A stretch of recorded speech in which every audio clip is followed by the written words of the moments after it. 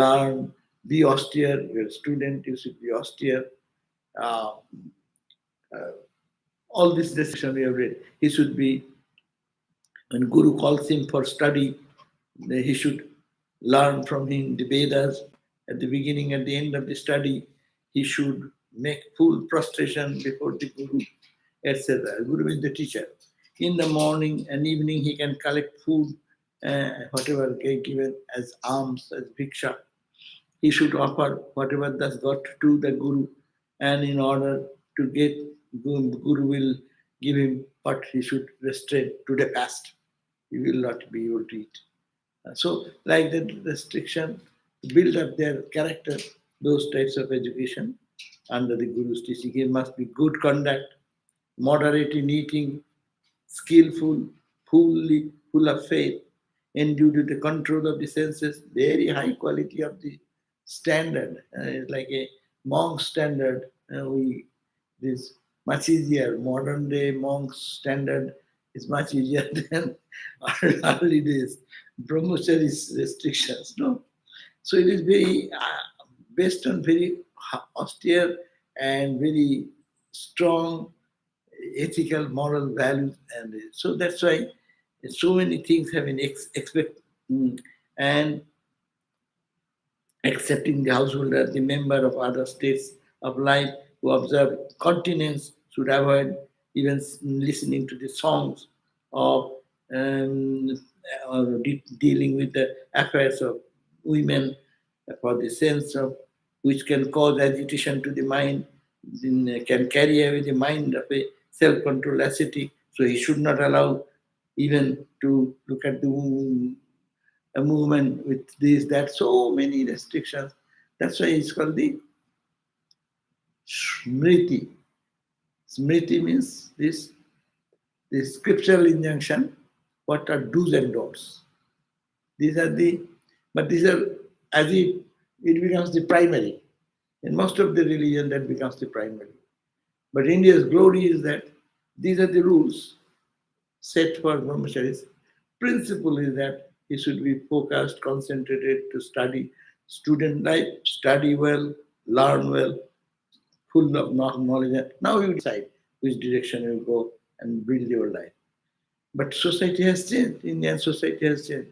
This you cannot find this idea in the household life now. You go into student life, no. But the principle should be maintained. So here we find that it's too much talking about sense control, celibacy, these, that, too much emphasis is given because the society was ready and people were ready with that caliber. So the time has changed and the rules have changed. And so, but this is the old standard formula of brahmachari. And brahmachari is in your, as we say, as you people are joining as brahmachari. Brahmachari means this is the stage of life of learning the Vedas. They're mostly focused on Vedas and secular knowledge a little bit. But our same principle is maintained. Brahmachari life will be celibate life, brahmachari life will be self-control, brahmachari life will be dedicated to God and the service of others, like that. The same principle remains. Good conduct and virtues and the disciplines of mind with reference to the brahmachari apply to the householder and sannyasis also. This basic principle which has been mentioned as a duty of a brahmachari, it should be, that means brahmachari period is over, so I can do whatever I like. No. Those principles will continue whether you go to the second stage of life or third stage of life or fourth stage of life. So he says that a good conduct and other virtues and disciplines of mind with reference to the brahmachari apply to the householders and sannyasis. To the following difference in regard to the householder. What will be difference? The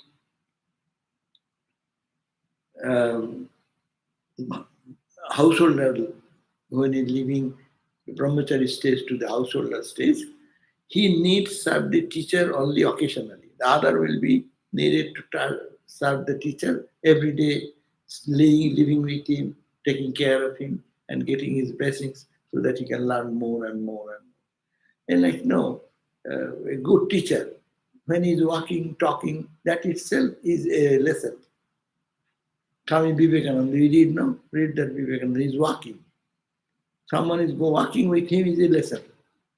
He's listening something which is full of spiritual truth or knowledge and wisdom. So that he need not a householder life when he's entering, he need not have to do that. But occasionally he should go back to pay his respect to the teacher. And he may live with his wife at regular times. Those who are observing vows of celibacy should avoid oil bath, do not austere, don't make your body, or not body conscious more. No oil bath, no massage of the body, mm, taking meat and intoxicants, applying colonium and putting garlands. So that means all the what you call using things to decorate yourself to this type of thing to avoid. So though the Lord says the Vanaprastha, living thus in the Guru's household, Brahmachari has to study and reflect on the meaning of the Vedas. He will learn the Vedas and also learn the meaning of the Vedic mantras, which is auxiliary. Auxiliary means history, itihas. There are 6 auxiliary Vedas. Main Vedas is knowing about the spiritual truth, as also 6 auxiliary, etymology, grammar, like that. Those are called auxiliary Vedas.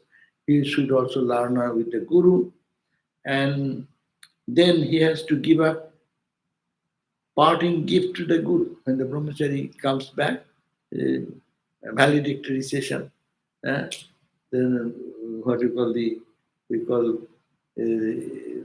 what is the session you call when you finish the school education? So you get the leaving the institution, then you come out, so you give to Guru.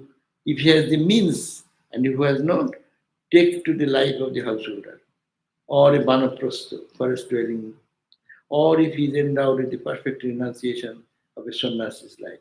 He can also continue to stay as a lifelong brahmachari. Even he need not go to the Vanaprastha or to the monastic life or to the recluse life, but continue. Like our Swami Vivekananda had one brahmachari, he joined with him during his period, and Swami Vivekananda gave him brahmacharya probably. His name was Gyan Maharaj. And he lived, I saw him, Swami Vivekananda's disciple, very difficult to see. But when I was very small and young, and I had the opportunity to go to Belur Math, and then Belur Math, this Maharaj was there. But he never took sannyas, but he always wear white cloth. Like our Gyana Maharaj. He didn't go to Belur Math to take sannyas, but he continued his life as joining as they call it Kibaling. It is this brahmachari is called the Naishthik brahmachari. They are called a special category. Those who remain all through the life, following the same principle of service and self-control and all these things. At the same time, not entering into the formalities of the sannyasa or the householder life. So he can live that way. He can also continue to stay as a lifelong brahmachari at the Guru's house. So this is though the Lord transcends everything and cannot be spoken of as contained in anything, he should be still looked upon as having entered into and indwelling the fire. So God is everywhere. But brahmachari should learn to see God in indwelling in everything, but especially in the fire. Fire means in early days the homo fire. The teacher, respect the teacher like God. Oneself, God is in me. and all beings. So this is the training that you try to see and respect God, who is everywhere, but especially in the home of fire, when the auspicious, sacred home of fire, and also the teacher who is teaching, and the third, have feeling that in you is God, respect that, and also all beings. One who lives like this, whether he's a brahmachari or he's in the second stage, Vanaprastha, third stage, or a sannyasin, becomes enlightened and attains Brahman. So the point is that the society was built up in such a way, everyone to lead to Brahma Gyan. So wherever he lives, if they live with these principles, so their life will be purified and purified, and they will attain to the knowledge of Brahma. Now, this verse 17, which you are reading now, I have preambled this, no? Only what we read yesterday, last time. Now, Vanaprastha, what will be the duties of the who are going into the forest life or cave life after finishing their second stage of life? They enter into third stage, that is the retired life in the forest. They call forest life or cave life, going back into seclusion, away from the society, done duty in the society, or whatever he have earned money and this and that, and the whole family he leaves behind and he goes to isolation mode. Husband and wife may go and dedicate themselves in meditation and prayer. So what are their duties? 17 verse says that it is page 273.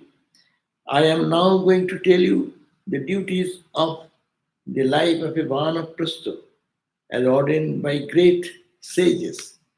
Most of the sages are Vanaprasthis, meaning they have passed to the life's experience, and third stage, the retired life, as we say. Whole life not to work, no? Let's say, let there be some retirement. But Ramakrishna came in, he said, well, no retirement, whole life serve. So why retirement? That's a different philosophy now. The whole life is dedicated to God, and there is no, you have tried this, like, okay, now you retire. No retirement. But in early days, household life, and after finishing, you enter into retired life. Retired life means not to engage too much into the duties and responsibilities much, but to focus more on your spiritual sadhana. Husband and wife will be living there, but they will be more thinking of God and God more. Following these duties of the Vanaprastha, one easily attains to the Maharloka. Maharloka means in Hinduism there are different planes. 7 planes in the higher level, 7 planes in the down level. We are in the middle. And this is the very important position. One can go from here upward or can go downward. So it is said, if one performs the duties of this Vanaprastha, what is going to say, then he will, from there will go. It is a Maha Jana Tapo Shatta. This is called Bhu. Bhu means the earth planet. Bhuva, heaven. Interspace. There are many, if the mind moves into the higher plane, there will be many realities can be seen in them. And now go to heaven. That's called Swa. Bhur, Bhuva, Swa. Moha. Moha is the, again, above heaven. So-called heaven idea is a much higher plane than heaven. That means it is closer to God. So if they do good work, they will be placed in this level or that level. It is like if you did some good job, you get some good promotion, one promotion, second promotion, and director's position, then managing director, then you go to higher, and you become CEO, like that. So in here is also this progress happens in this life if one can follow these principles and duties of retired life. So he says, I am now going to tell you the duties of the life of a Vanaprastha, which is ordained by great sages.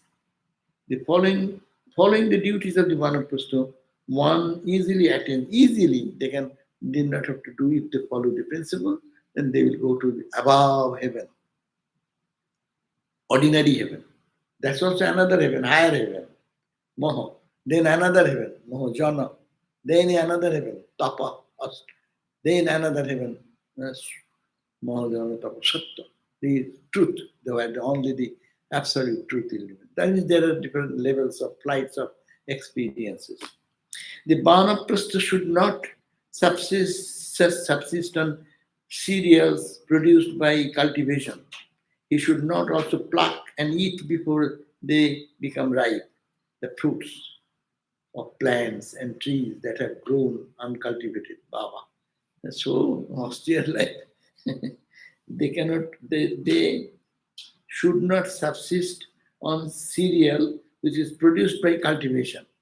That means life is a hardship. He should not also pluck and eat before any fruits are become ripe. And the fruits of plants and trees that have grown uncultivated. So he should not touch all those things. He should not eat things burnt in fire or raw in natural condition. That means let it be ripe, let it be properly eatable, and not to destroy the plant life, not to destroy when it is unripened. That means too much restriction. Don't do. In ancient time, people could do that probably. But our time is not that we cannot. Our principle is very simple, to keep the mind in God with all work. That is the all work we can do, and that can lead us to liberation. But in ancient time, this stricture, restriction, and rules and regulations are so strong that people should follow this. That means they will be very austere people, humble people, for their own needs, necessities. There will be less of body consciousness. That is the way they will grow. He should perform the daily jagnas and charu and purodasa, sacrificial offering, made of the natural growing cereals of the forest. As he gets now fruits, the old ones gathered should be thrown away. So you get something new fruit, you cannot preserve. Okay, I'll eat tomorrow also. The old fruit, throw away when you get something new. When no accumulation, idea of accumulation. Physically withstanding the inclemencies due to wind, fire, rain, sun, he should maintain a hermitage in a mountain cave with the sole purpose of preserving the sacred fire. So, this Vanaprastha's duty should be to keep on the flame of the Homa Kunda. It should be continued. That's the householder duty. One of the Swami in San Francisco, head Swami, their family tradition, yeah, you have heard that there is a fire because there is household life. His parents, his parent, his parent, his parent, grandpa, grand. 500 years. There is a fire continuously burning, and they're putting oblation every day from tradition. That's the Orthodox, and there's still now remnant of this type of austere life. The fire should not be extinct. As we have now mastics, no mastics. That is the fire. You have to take any fire, you have to take it from there for your cooking. That is the fire you have to use for any other purpose of household. So that was the earlier style of doing. So as he gets new fruits, physically withstanding the inclemencies, physically if you cannot keep it in open air, the fire will be burned, fire will be wiped out because the wind and rain and other natural. So to avoid that, he should maintain a hermitage. He can create a very small kutia, small house, maybe thatched house or something, so that the external inclemencies does not disturb the fire to extinguish. And he should maintain a hermitage in a mountain cave. he can enter into select mountain cave to stay there to protect the fire. And he should have matted hair. That's the came matted hair. You have to keep matted. It is not matted.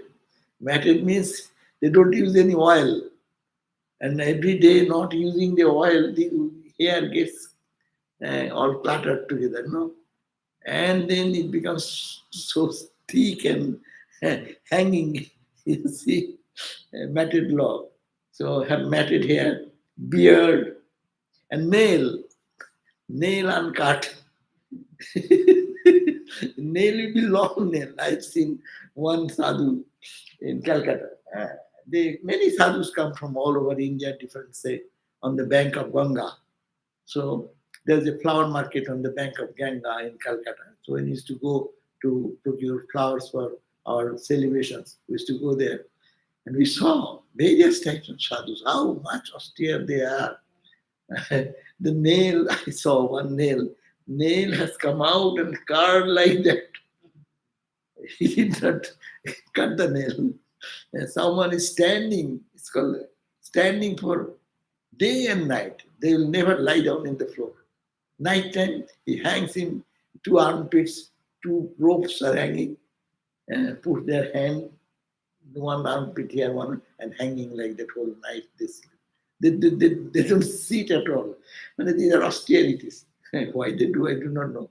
But they do for some motivation is that body, we should not obey the body, but I am the master of the body. Because that's the austerity of the. So he says that here they're talking about old style of retired people. They used to live in this austere life. And he should have matted hair, beard, nails uncut, and physical appearance unattended to. And that does not take their care about. Ramakrishna did that for the highest purpose. Sometimes he was so unconscious of the body. There is a story. His hair become all matted hair, and body become full of dust and dirt, and he's steeped in samadhi. Even the birds used to come and find some grain drop in the sitting, and he's unaware of everything. So that time his body was saved by a holy man, appeared by God's will.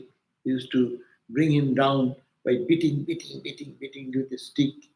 And then when he comes to the little and he used to push one ball of rice or some, so that for sustenance of the body.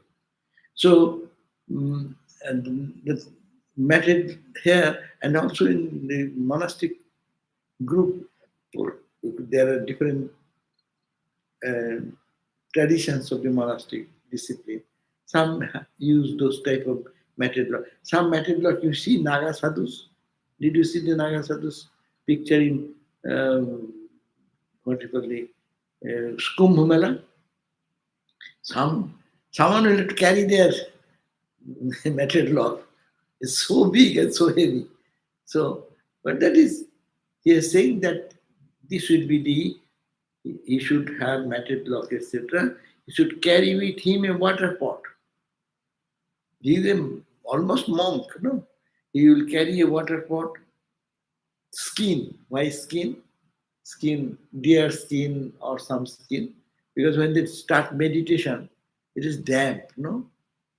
That's why you'll find early days use of skin of deer skin, tiger skin, they're used for the practice of meditation, because damp will come and they're sitting for a long time.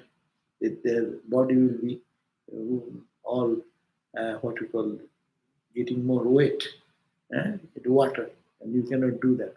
So for a seat they use the matted skin staff, bark garment. There is no cloth, and that no luxury. It is bark in the trees, the dry barks. They use that bark as their dress. And accessories of fire worship, because they have to continue. They are almost monk, but they are only living. Last remnant work is the fire work. That means for Homa Havanam. home of fire. He should live in the forest for 12 or 8 or 4 or 2 or 1 year according to their capacity. Some may live 12 years like that, some may live 8 years, some may live 4 years, 2 years, or 1 year, in a way that would not impair the strength of his mind. So long he is not mentally becomes weak, rather he becomes strong, he can go and practice this type of. So these are the Vanaprastha. Now, when Vanaprastha become very, this way you can see, he will be weaker. He is not eating anything, fruits and these only, and so much restriction of the fruit. You don't take the unripe food, you don't take these to the, that means the austerity to the extreme. Naturally, body will be weak. And that's also you can imagine the age limit is what? It is a third stage. Third stage means 25 year, 25 year, 50 year, that's 25, last 25, 75 year. So it is between 50 to 75 age when one reaches around 70, 71, 72. The body becomes weak. Then what will you do? You prepare for your death. We feel death is a problem, but death is how to approach the death. They are giving some idea. How Vanaprastha should face death, living in that condition, how one think when the death approaches. When due to old age or disease, this Vanaprastha becomes incapable of performing the rites that form his daily duty as a Vanaprastha. These are the rules to be followed by a Vanaprastha. He should fast unto death. That was the earlier way. People used to give up all eating and anything, just fast. And gradually, the body will lose its strength and prana will go out. He should prepare himself for that in the following way. How he will prepare that death approaching is a good idea for our society to follow. At least we can take some idea because we are over 75 now. So, but what is he should prepare himself for that in the following way. What? He should withdraw the three fires into his inner self. So he has to doing the external fire sacrifice every day, puja, havanam. So he will not do that. He will do it internally now. Because his hand is collecting these items, difficult. So mentally he will think, in my heart, there is the home of fire, no? And I am putting mentally oblation there. Beginning with this into the inner self, abandon his feeling of identification with the body. Gradually, I am not the body. That idea to instill more. And dissolve the psychophysical combination, which is called the body, into the causal substance of which it is formed. They will think that I am this body, as if make it feel that there is a home of fire going on inside. And this body, mentally, I am offering everything into that fire. The body is constituted of what? You know, the body is constituted of what? 5 gross elements into tanmatras. These 5 elements, this air, water, fire, etc., makes this body. Every day we eat, we drink, we breathe. So these are the gross 5 elements: air, water, fire, space, and ether. No, Kiti, earth. So 5 elements. Earth means rice, potato, we eat, which grows in the earth. This is the earth element. So you think that I am offering that into a subtle form, in the fire form. So it is becoming gross to subtle. You are everything oblation. My ear, I am offering this breath into the subtle breath. Subtle breath means, they are leading us to the concept that subtle body. When we dream, the dream body, what is dream body? This body is not there. When I dream, I have a body. And those are made of 5 elements. There also we see a body which eats, which drinks, which tastes. All these things are there. So 5 elements are there, but not the gross water, gross air, but it's a subtle air. Your dream body breathes not this air. This air breathing is going on in the physical body. So now we are transcending from physical to the causal. So they will think that there is a fire and I am offering my earth element of the body. I am offering my air into the fine air into the fine air, or gross food into the subtle food, air, water to subtle water, like that. So it is the gross elements into tanmatras, the senses. Now are the senses, 5 senses. Eyes, water, etc. Eyes, no, chakshu, eyes, karno, ear, chakshu, nasika, for smell. These are all one. I am offering into the fire, in the subtle fire. That means it is making me subtle body, gross body. We are entering into subtle body. And when we die, what happens? The subtle body gets out of the body. Is it not?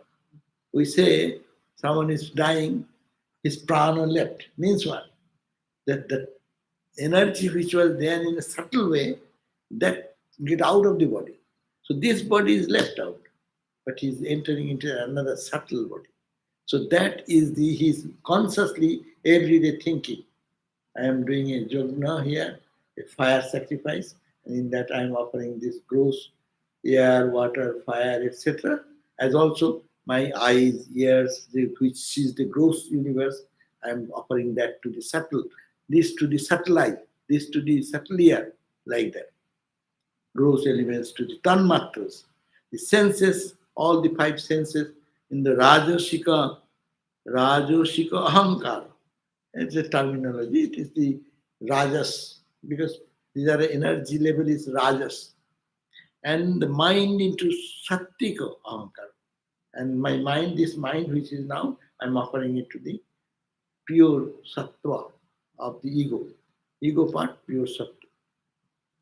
A wise man should dissolve the space contained in the bodily orifices like ear and nose in akasa, the breath in the air, the digestive power in the fire, the fluid substances like blood, flame, urine in the water, subtle, gross to subtle. If they are talking about every item to its corresponding root cause. We have 2 forms. One is gross form, another is subtle form. So gross form is offered into the subtle form. As it happened, it came from subtle to the gross. And so now we are returning back to gross to subtle. Everything is thus restored to its source from where it came. The organ of speech and its function should be dissolved in the deity Agni. Now you think that everything is divine in the eyes of the ancient sages.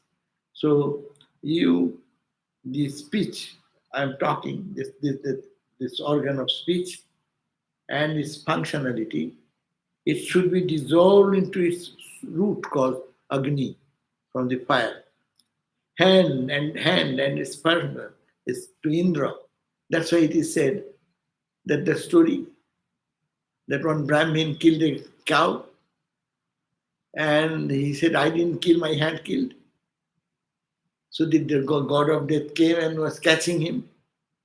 He said, no, I didn't do anything. You go to Indra. What? Indra is the master, is the controller from whose hand came. Indra god, his expression is in the hand. They fell into the trouble. Then he went to the god of death and reported. Then god of death himself came. And then he said, oh, who did this garden, beautiful garden?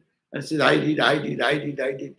Then the god of death appeared in his form and said, you rascal, everything good you did. And when bad things have been done, it is Indra did. Anyhow, so that story. That is hand. Hand is the it's God. Its origin is from Indra. And the consciousness, all the hands, action. It is coming from, there is one department. In the cosmic God's plan, very organized. For fire, one God, for rain, another God, for eyes, one God. So therefore, in Hindus, think of there is one divine entity behind from which this power is working. I can see because of the power of that particular God. It's called the causal. That's why ancient times they used to offer oblation for. We also do that. Aditya, we offer to Aditya, we offer to Shiva, we offer to this God, that God, that God. And at the end of the home fire, we do so many offerings. We believe that this offering goes to the root cause. So the organ of speech and its function should be dissolved in the fire, Agni Devata, the fire god. Hand and its function in the Indra god. Leg and its function of movement, that is the Vishnu, the Lord Vishnu. And generative organ and its functions in Prajapati. These are the different names of gods who are from whom we borrowed these powers as it were. So we are returning to them. That means we are going from gross to the subtle. The anus in its function should be dissolved in the deity, mrittu or death, ear and their function sound in the deity, another goddess. And the skin and its function touch in the deity Vayu. O king, the eye with its function, perception of form is to be dissolved into deity Aditya. Aditya means the sun. The sun sense of taste together with its deity Varuna god, should be dissolved in the water having the property of taste. Sense of smell, the smell with the deity of Ossini Devas should be dissolved in the element earth. The mind with its functions of imagination and doubt should be dissolved in the deity, in the moon. That's why I say mind has so much connection with the moon. No? Emotions, human emotions are very much deeply connected with the moon. So it said you return your mind along with its function. Think the moon goddess. Yeah. So it is going back to their root. That means you are emptying yourself. The identification, your eyes, ear, nose, etc., your five elemental body, all these are return it to its cause. Day and night think that way. Then you will feel you are what? You are not this. And when you are not this, you are free. Going out of this body is no problem because you are not this. That conviction will come. So this is a beautiful meditation. People do that, thinking that there is a fire and I am returning. My age is now. Instead of thinking my pain and aches and pains, see how they have given good meditation. A sadhaka can practically think that I am offering my physical gross body made of five elements to the respective origin, uh, and then the sense organs to return to mind, return to moon from which mind has come. So, then determinative faculty in Brahma, Ahamkara, I sense, in Rudra. In those days, people are familiar. We are not familiar with these gods, different aspects of God. One God, but they have functionality in different ways.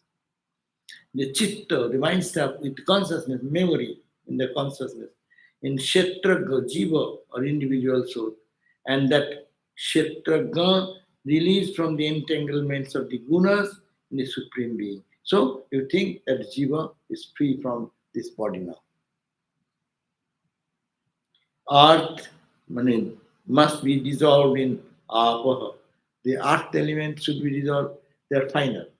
Earth to the water, water to the fire, fire to the air, air to the sky, and sky into I consciousness, ahankara. is into Mahat Tattva, cosmic my I, merging into the cosmic I.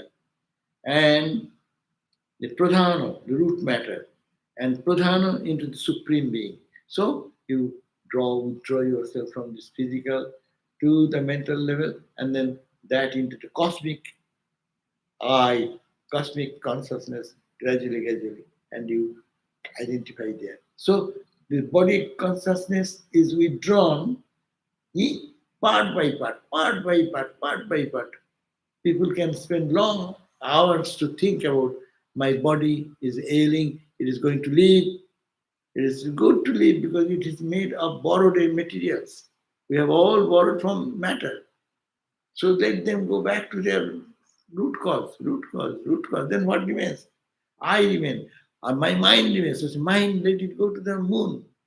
Then my intellect goes into the another God. The names are given. We are not familiar, but that's why they used to read the Vedas and to know all these rituals, and they know all the names of gods and goddesses before.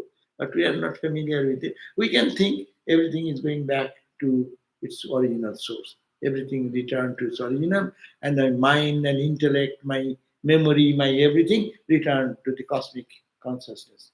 And then I am that consciousness, not everything is done. No?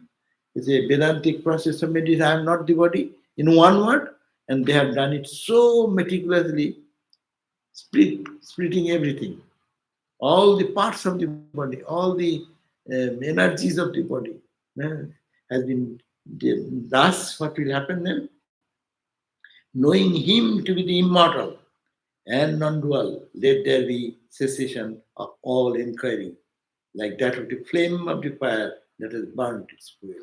So the flame of this life will be off as a flame of a wick, which is flame. When the oil is gone out, what will happen? It will automatically down. So body will just pass silently into that realm where there is no pain, no suffering, because his mind is not here. This is what practice. His mind is not here. He is practicing. Every bit of practice is always withdrawing from this body, withdrawing from this body. It is not saying only Vedantic way, I'm not the body. That's much difficult.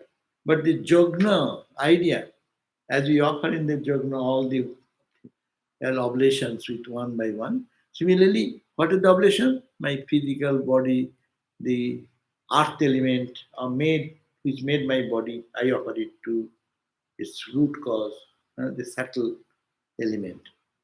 I offer my water, drinking water, which make my liver, that water content of my whole body, I am offering to the root. Subtle water, gross water, subtle water. Subtle water means always remember dream water. Dream water, dream food, dream thing. Those are the gross and subtle. And then you go to the mind level. The mind you offer it to the cosmic mind. And cosmic mind goes to the cosmic ego. Cosmic ego to the cosmic consciousness. And you feel them. Then you are already out from this body. Every day if one hammers this idea, then the identification of the body automatically go away. It is not going anywhere, it is going back to its root cause. Evolution and involution. So we have borrowed all the elements from the nature, it goes back to the nature. So I become free. So that is the way one should think in the see how society, the ancient society is so rich in its thought and ideas. The death is no fear then. One need not have to be crying for death. How shall I go? Oh my God, what will happen? No, it will be good. I have borrowed this material, I am returning this material to the gross world. Actually, it happens when someone dies, what happens? We see this much elemental body. When it's burned into the fire, what happens? First, the breath merges into the air, Breath stop. Then all the water oozes out from the body. Just imagine when the body is in the fire, high heat. It is all the watery part is water going back to the water part. No, And I'm thinking that really this water part, I'm returning it to the subtle water. See how parallel thinking can make us bold. Death is no fear. It is returning the thing which we borrowed. We say, I added weight. No? I added weight means what? You have taken the elemental thing more and it has added in your body. It was in another form. It has become in this form. So if we think that I am returning to the elemental thing, and then what remains? Then remains my ego, my mind. Okay, that also I return to its source, return to its source. And then ultimately you so much merge every day in this practice, continuous practice like that, then there is no fear of leaving the body. Body becomes, it is a joy to leave the body because it was not functioning well. So that becomes, that's the Bhanaprastha life. They will think day and night, and then so long they can do work, they will do the jagna and other external thing. But when they will be incapacitated, they start thinking like that. The death is nearing this body. So what the dead body is made of, and it is now all these elemental thing, and I can return it to them, return it. And this has been designed by the sages. See, millions and millions of Hindus used to live like that. And that's why even they say, when we are very young, we used to see that some old person is taken to the bank of the holy Ganga. Uh, and that all the family members will also be there, parting from this body. And they'll think of God and think of that, and the body, as if they're touching the Ganga, they become pure. The same concept. They become pure and not get out of the body's identification and gradually just live their last breath. So this is the called the duties of Vanaprastha retired life. Retired life would end like that to the fulfillment of the knowledge of our own self. Then ascetics life. I have 5 minutes time, just I read one or two. Mode of sannyasin's life. How sannyasi should live. Sannyasi's rules are very strict. We are not sannyasi according to them. In this modern age, that's why Ramakrishna Mission sadhus are so much apart from the traditional monastic ideas. Ideas no, ideas are same, but the external behavior pattern is so different because it has a modern outlook, keeping the values the same, modern outlook. Narada said, if he has become physically disabled by old age and disease and is incapable of following the sannyasin's way of life, then the Vanaprastha may starve himself to death. That was the last life, third stage of life. We are talking about the fourth. So if he feels that he cannot move anyway, he cannot do anything, and he cannot, so let the body go. With that, they starve. They don't. They give up the food. That is the. We hear so many people do that. They stop eating. So starvation to death. And what? Not starvation to do simply, but because that person, as a religious temperament, have practiced so long, these 75 years of his life, or whatever the part of life, think of God in the way they can do, living an honest life and dedicated life to God and pure thinking. So meditating, as mentioned above, so they will be may starve to death. They'll think like that and don't take anything for sustaining the body, to nurturing the body, to back. That's why some people say, don't resuscitate me. Yeah. Okay, let it go.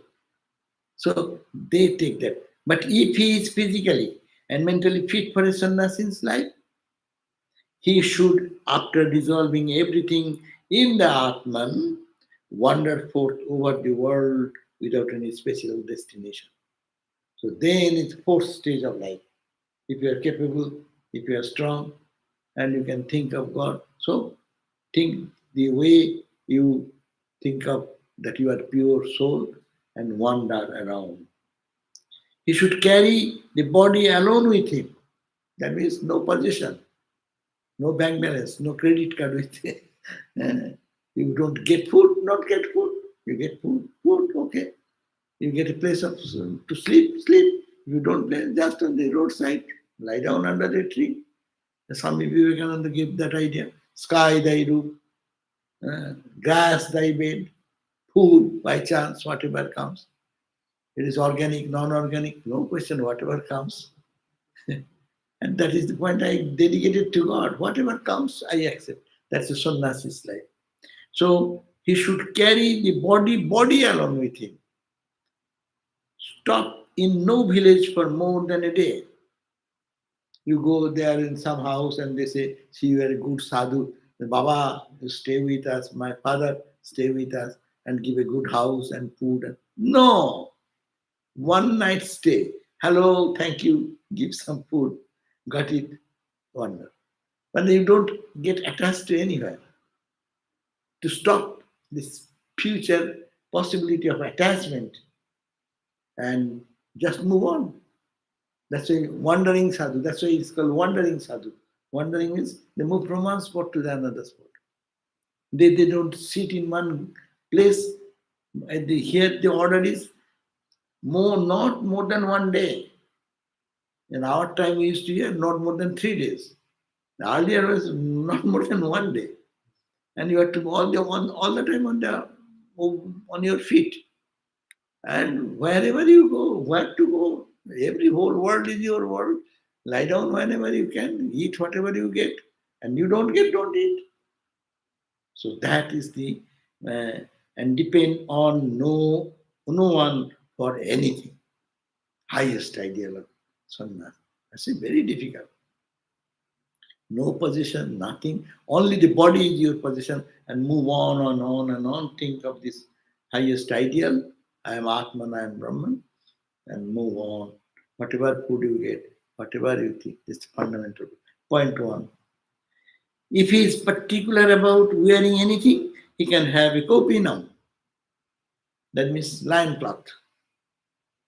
And nothing more, except in time of danger, he shall not resume anything that he has abandoned. What he has given up, he will not take it unless it is an emergency, life and death question. He can have only sannyasin's emblems of a staff. Sannyasin can carry one staff, that to probably protect him from animals or insects or something. They used to carry a staff. And we get the staff when we get sannyas, every one of them. We offer it into the waters after the celebration is over, because we have to work in the world, so we don't keep the staff. That everyone will have a staff in hand, and a water pot means commandal, to carry water, to drink water. You can at maximum you can keep these two things, one staff and one. He should move about alone, absorbed in Atman. I am going in pilgrimage. 20 people are going with me, chit-chatting, talk. No. Think that you are Atman, you are pure, you are stainless, and move in the world like a lion. Like not connected with anything, not depending on anything, not fearing anything. I don't care for the whole world. I'm not asking any favor from anyone. I am the Atman, I am the pure. With this thought, move around. Depending on nothing external, friendly to all, and will be not a heartless person. He will be good-hearted person because he's a spiritual person. He will be friendly to all living beings and completely resigned to the Lord Narayana, the support of all beings. So that is the way the sannyasi should start. It will continue, but we have read only 2 verses. We have read 7 book, chapter 13, up to verse number 3 we read today. We'll see how is sannyasi's life. Om Shanti, Shanti, Shanti. Hari Om Tat Sat. Sri Ram Krishna Arpanamastu. So we'll be having at 7:30 class, and our class will be on Seta Upanishad. Thank you all.